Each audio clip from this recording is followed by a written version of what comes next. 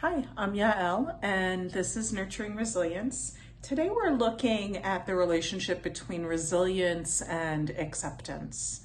So, yoga teaches us that we have a tendency as humans to kind of grasp into everything that's really pleasant and that we think we want or we're craving, and to press away from us to avoid that which we think is unpleasant. And we do this all the time in our lives, and we kind of set ourselves up for failure because we also wind up avoiding ourselves. We avoid being in companionship, for example, with emotions like anger, like sorrow. There's a Canadian psychologist, Gordon Neufeld, who says we shall be saved in an ocean of tears.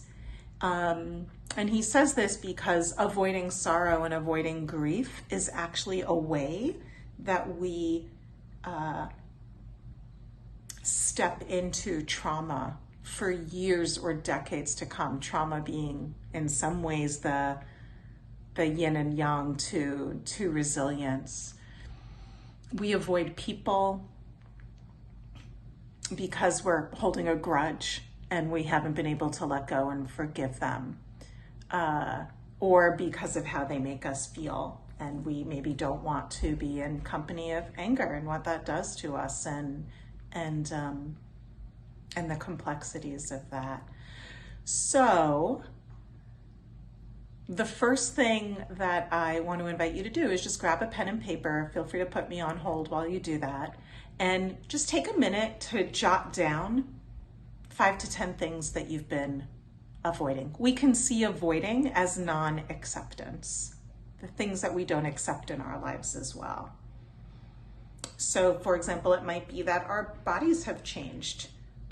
We might have gotten through a hard diagnosis, a hard illness, treatment, and we're not getting ourselves the support that we need because we keep thinking one day I'm going to be back to where I was. I'm going to recover to where I was before, which is kind of an ableist perspective. It could be that the word for healing comes from the word for wholeness.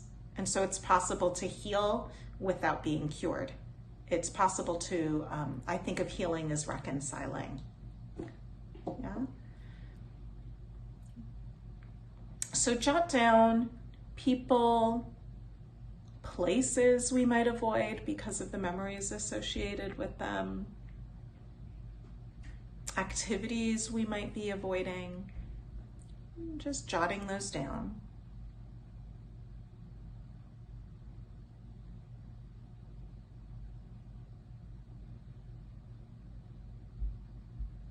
In addition to yoga, I'll share 2 other things. One is that in Tibetan medicine, the first step in healing is accepting that where you are right now, your life exactly as it is right now, is the first step in your healing, and that you have come here for some reason to heal something from your past. So even in a physical illness, the idea that nothing is accidental, and that as challenging as it is, there is something in this that if you accept it will help you evolve, will help you move forward. The Romans had something like this. They had the concept of Amor Fati, amor, love, Fati, fate. So not just accepting your fate, which you could do with like kind of a discontented, disgruntled attitude, but actively seeking to be in love with what is in your life, your fate, and working with that as though it was the most incredible primal matter for creatively constructing the rest of your life. Okay, and so now just taking a moment, hopefully you've got a few things on your list. Take a moment, close your eyes if that's comfortable for you. If it's not comfortable for you, just don't look at the screen. Maybe look at a plant or your garden outside. And we're just going to quickly go through what's sometimes called the reign of compassion. So the first step is R, which is recognize. So as you pick, maybe for this meditation, one thing that you've been avoiding, a task, a human, just recognize what's been underneath that avoidance. And there could be an emotion, such as sorrow, or a belief like, I have cried enough, I'm over it.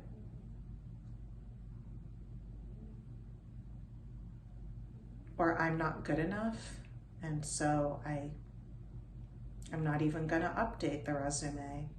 I'll never be able to work in the same way that I used to be able to. Whatever the situation is, or my partner won't change, so I'm not going to bother.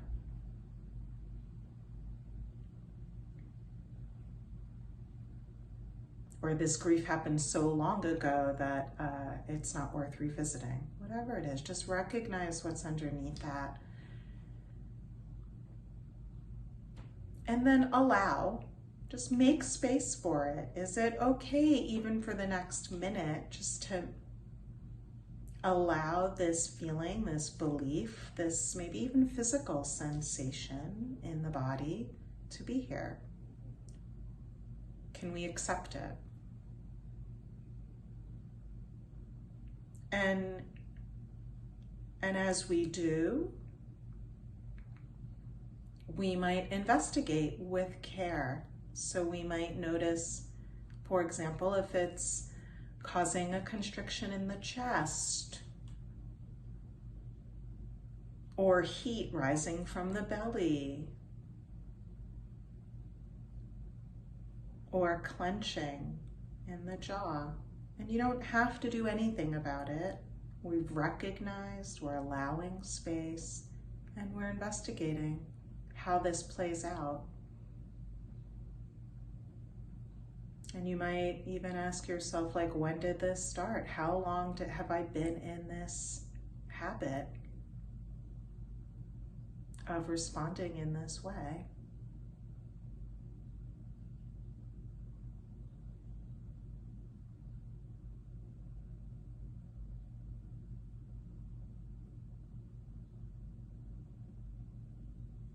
And then finally, we see, can I nurture myself with compassion? Like if I had a dear friend, a daughter, my brother,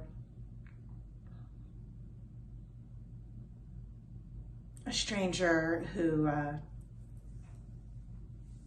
confides their story to me on a park bench, if it was someone else who admits that they've been avoiding or procrastinating or not accepting,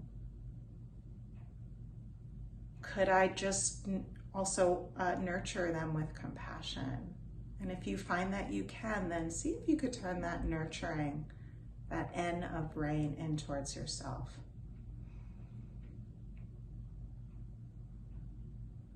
Having developed a little bit more of understanding of where this avoidance comes from.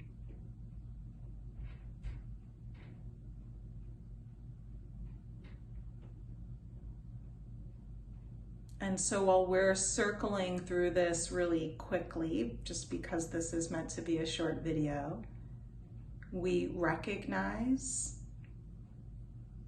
what's underneath our avoidance. We allow it, we make space for it. We then dive a little deeper and investigate it with care, and then we just nurture ourselves with compassion, rain.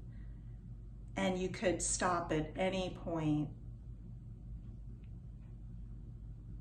I'm going to suggest here that we just take another 3 breaths.